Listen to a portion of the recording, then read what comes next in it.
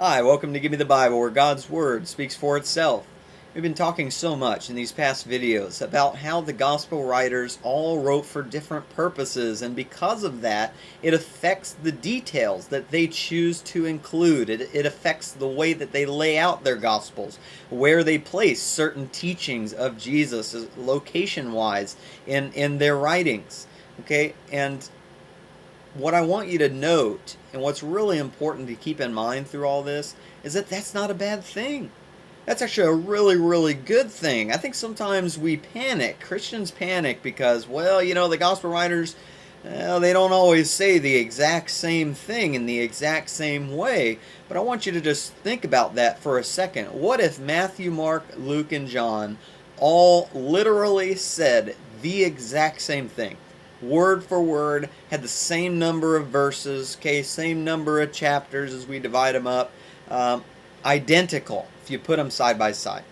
Would that actually help their testimony, or would it hurt it?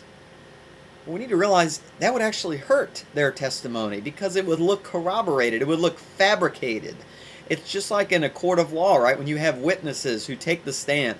What would happen if you had three witnesses of the same event and literally every single one of those witnesses said the exact same thing? Every question you asked them, they answered it in the exact same way, word for word, so that if you were to get a transcript of the courtroom scene, you would put them up side by side and see that they were exactly identical. Well, guess what would happen? The judge, the jury, they would think, well, this is just... they have no credibility because they must have got together in a room and determined, hey, this is our story and we're sticking to it, and if they ask us this question, this is exactly what you ask. And so what ends up happening is those witnesses lose credibility if they say the exact same thing. No, what makes a credible witness, and really a credible group of witnesses, is when they all provide consistent testimony. That yes, some of the witnesses may get up and include more details than the other, either because they're trying to make a specific point in what they're saying, they're trying to emphasize something, and so they're really hammering on one detail in particular in their testimony, or they're doing it because they just had a different vantage point, because they saw the event that happened from a different angle, and so they were able to notice certain things that the other witnesses didn't notice. Okay, that's just natural. But if all those witnesses, even with some of differing details, okay, if they never contradict one another, well, then that's a good thing, because they're going to say, okay, obviously, every witness is a different person. So they all have different vantage points. They saw this from a different angle. Okay, so some of their testimony is going to be a little bit different in detail, but is their testimony consistent about the event that happened, and are there any contradictions, right? If one guy says, well, a man in a hood shot my friend, but then another guy says, oh, no, the guy definitely did not have a hood on, he was wearing a tank top, he was the shooter. Okay, well, there's a contradiction, all right? That's a problem.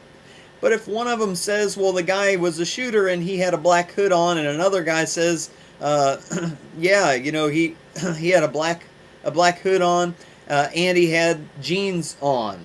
Well, one of the witnesses didn't say anything about the jeans, maybe because he couldn't tell, right? But this witness could. It's not a contradiction. It's just that this witness includes a little bit more detail. But the testimony is consistent, and there is no contradiction, and you put those together, and you determine, oh, the shooter had a black hood and jeans on.